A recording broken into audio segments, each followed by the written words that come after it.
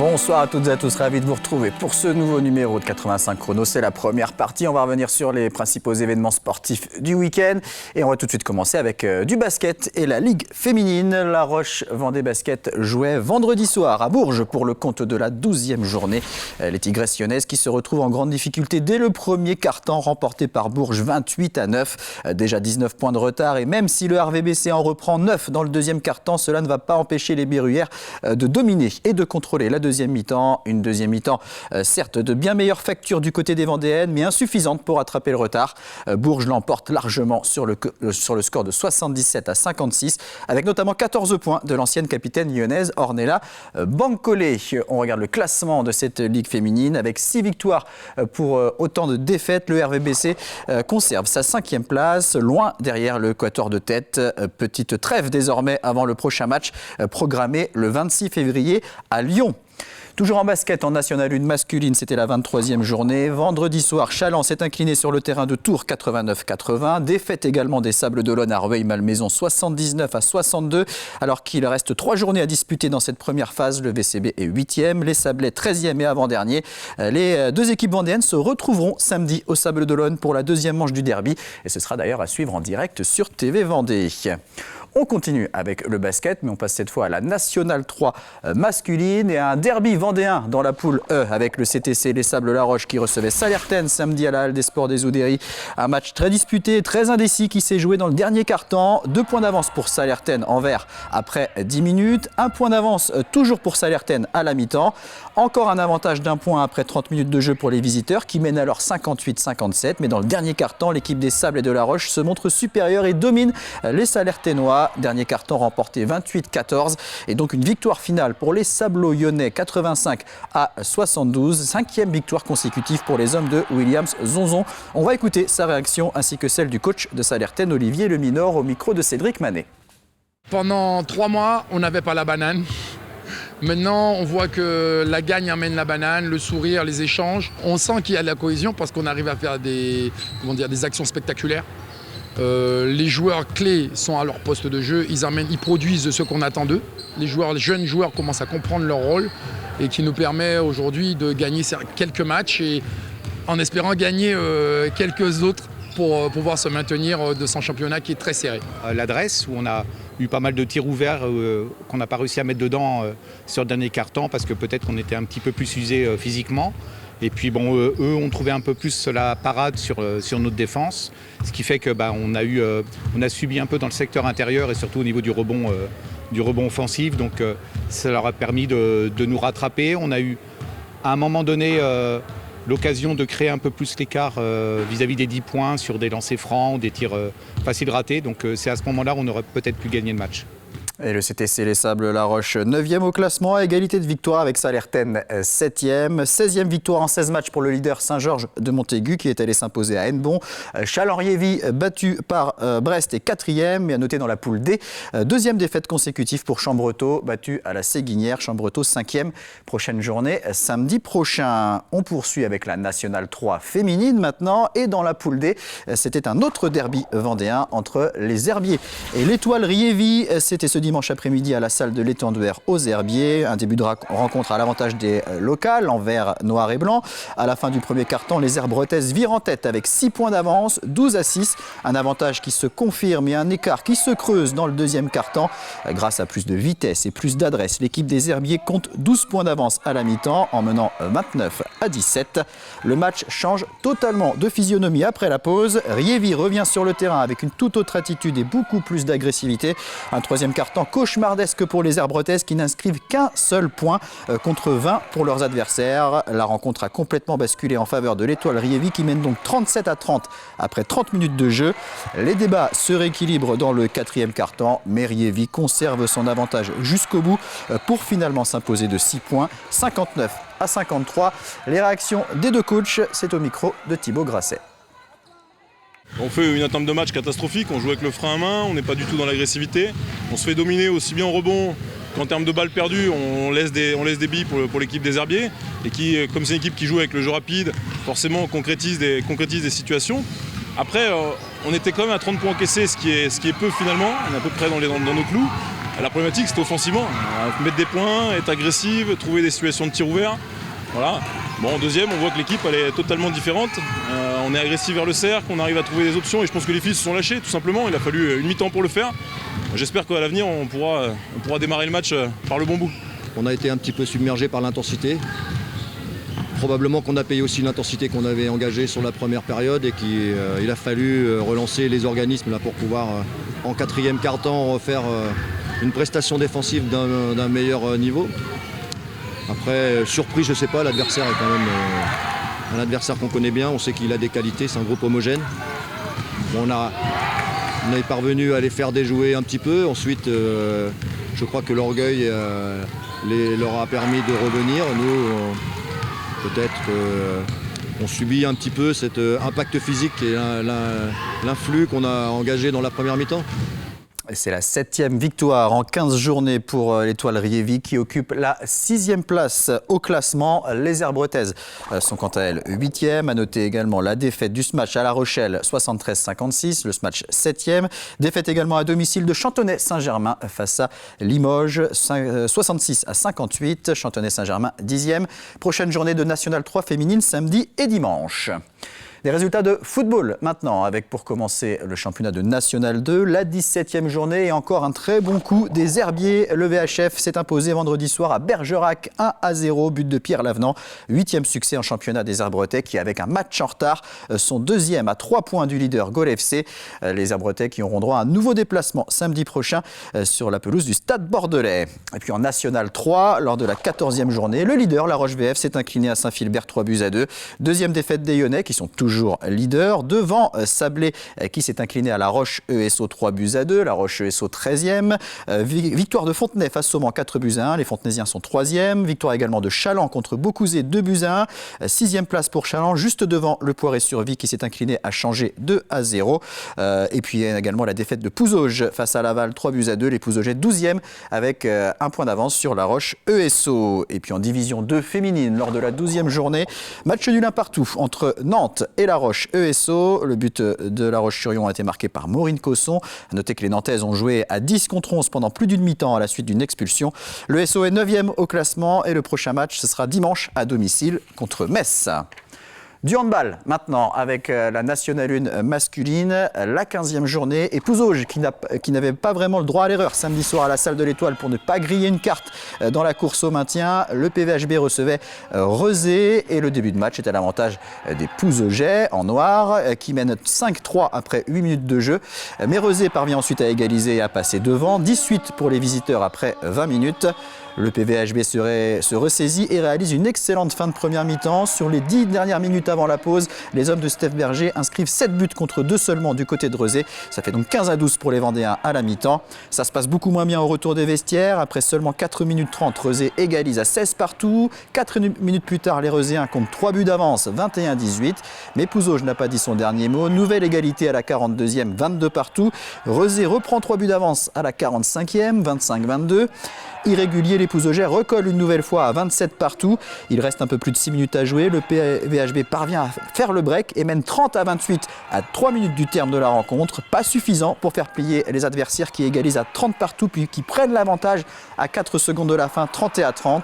La dernière possession pouzaugège ne se convertit pas en but et c'est donc une victoire de Rezé, 30-29. Une très mauvaise opération pour les Pouzaugais. À noter que Steph Berger et le capitaine Simon Brault seront nos invités dans la deuxième partie de cette émission. On regarde le classement de National 1 masculine de handball avec 4 victoires, 11 défaites. Le PVHB est 13e et avant-dernier. Le prochain match, ce sera samedi et les Pouzaugais se déplaceront à Mainvilliers. En National 1 féminine, la 15e journée et La Roche-sur-Yon qui a mis fin à une série de 3 défaites en allant s'imposer à Angoulême 27-25. 5e victoire de la saison pour les Lyonnaises qui sont 10e au classement. Prochain rendez-vous samedi à domicile face à Montcoutan. Et puis l'équipe 2 de La Roche-sur-Yon en National 2 féminine affrontait le leader Amacucel-sur-Belle. Défaite des Lyonnaises 29-19.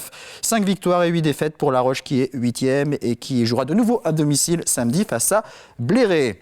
On continue avec le handball et la Nationale 3 masculine. Lors de la 12e journée, le Slam s'est imposé sur le terrain du Capo Limoges 34-32. 5e succès du Slam qui est 8e au classement et qui jouera samedi contre Pessac. Et puis on termine avec la Nationale 3 féminine. La victoire des Herbiers face à Bléré lors de la 14e journée sur le score de 33-22. C'est la deuxième victoire des Herbretaises qui sont toujours lanterne rouge.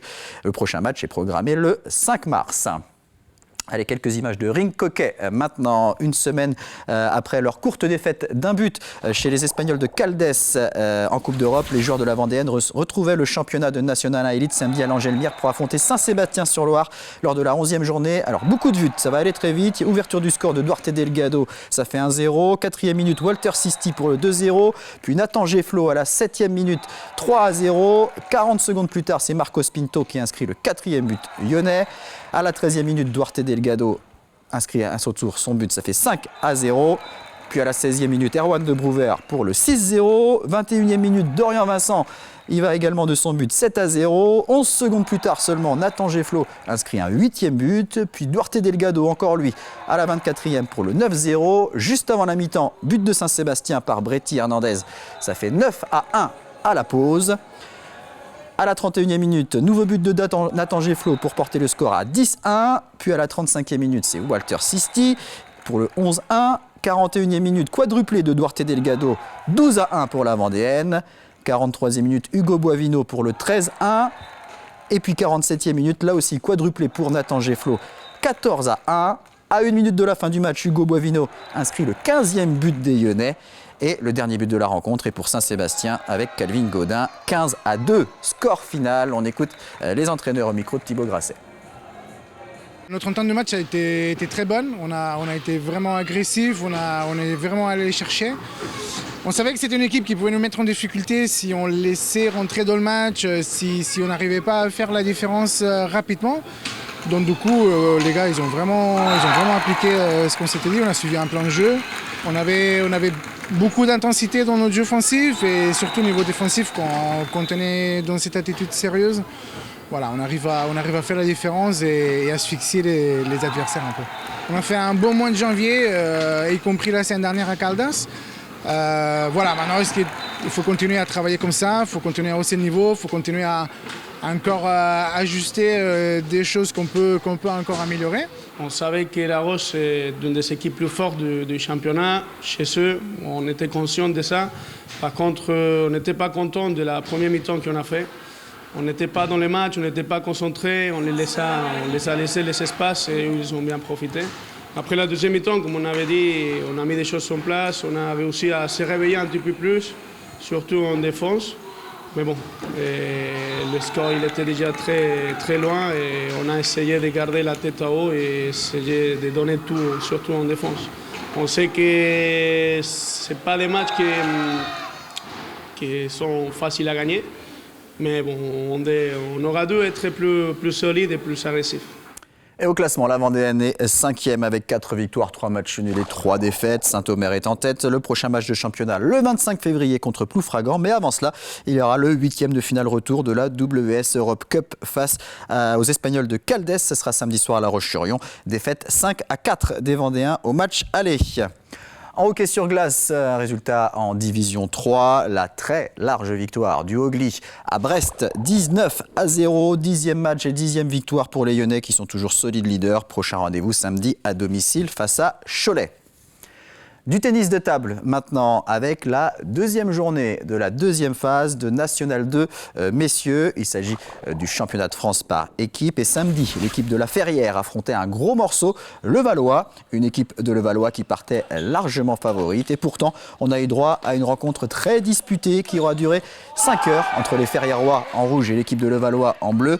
L'équipe de la Ferrière composée de Mathieu Perdriau, Arthur Thomas, Anatole Merlet et le jeune Axel Bossis, 13 ans, mène 4-2 après 6 matchs. Devant un nombreux public, le spectacle est au rendez-vous. Le suspense aussi avec des rencontres très accrochées. Le Levallois, malmené, parvient finalement à s'imposer en remportant 8 matchs contre 6 pour les Ferrièrois qui peuvent tout de même être fiers d'avoir fait plus que douter l'un des cadors du championnat.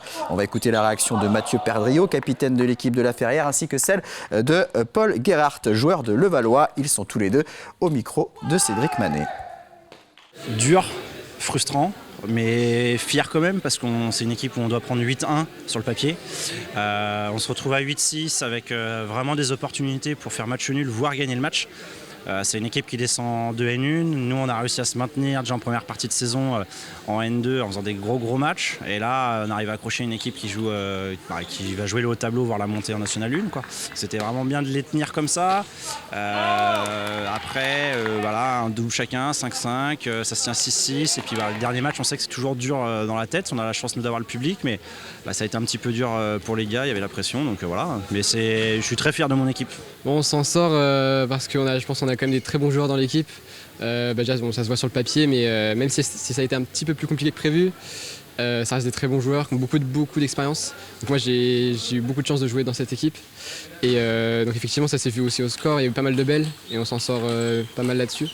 Donc franchement, une très belle rencontre. On est très content de s'en sortir à 8-6. Ça joue au mental, ça joue aussi au physique parce que quand on fait beaucoup de belles comme ça, faut tenir physiquement. Et oui, au mental, en face, on avait quand même pas mal de jeunes et un adulte, mais au mental, il faut aussi bien tenir. Ça faisait longtemps que j'avais pas eu un match comme ça. Et ça donne envie de rejouer, de continuer le ping. Et c'est pour ça qu'on fait du ping. Et malgré ce bon match, après 2 journées, la Ferrière compte 2 défaites. Prochain rendez-vous le 4 mars. Les Vendéens iront affronter la formation de Paris 13 qui a remporté ses 2 premiers matchs. Avec quelques informations en bref pour terminer cette première partie avec du karaté. Tout d'abord, 2 Vendéennes participaient au championnat d'Europe à Chypre ce week-end. La Fontenaisienne Lola Cochard en cadet moins de 47 kg qui n'a pas réussi à passer le stade des éliminatoires. En revanche, la Luçonnaise Sacha Viel que vous voyez à l'écran a décroché la médaille d'argent dans la catégorie junior moins de 48 kg. Deuxième place également pour David Herbreto sur l'Enduropal Vintage au Touquet. Le pilote de motocross licencié au motoclub du Pays des Olonnes est monté sur la 2e marche du podium en compagnie de 2 légendes de l'Enduropal, le vainqueur Adrien Van Beveren et le 3e Arnaud Demester qui totalisent à eux deux 10 victoires au Touquet. Et puis en boxe, grosse déception pour les frères Gros, Enzo et Hugo qui participaient ce week-end à un tournoi de présélection en équipe de France pour les Jeux Olympiques de 2024. Ils ont chacun perdu leur dernier match en moins de 63,5 kg. Enzo, à gauche sur la photo, s'est incliné face à Soufiane Oumia, double champion du monde amateur. Et puis en moins de 71 kg, Hugo, à droite sur la photo, a subi un KO face à Yanis Mea. Et même si le jeune boxeur sablé s'est rapidement relevé, le médecin a décidé de mettre un terme au combat. Enzo et Hugo, ainsi que leur père et entraîneur Nicolas Gros, vont désormais réfléchir à la suite et à un éventuel passage chez les professionnels. C'est la fin de cette première partie de 85 chrono. On va marquer une toute petite pause et on se retrouve dans quelques instants pour la deuxième partie avec nos invités du Pouzauges Vendée Handball, Steph Berger, l'entraîneur, et Simon Brault, le capitaine de l'équipe qui évolue en National 1. À tout de suite.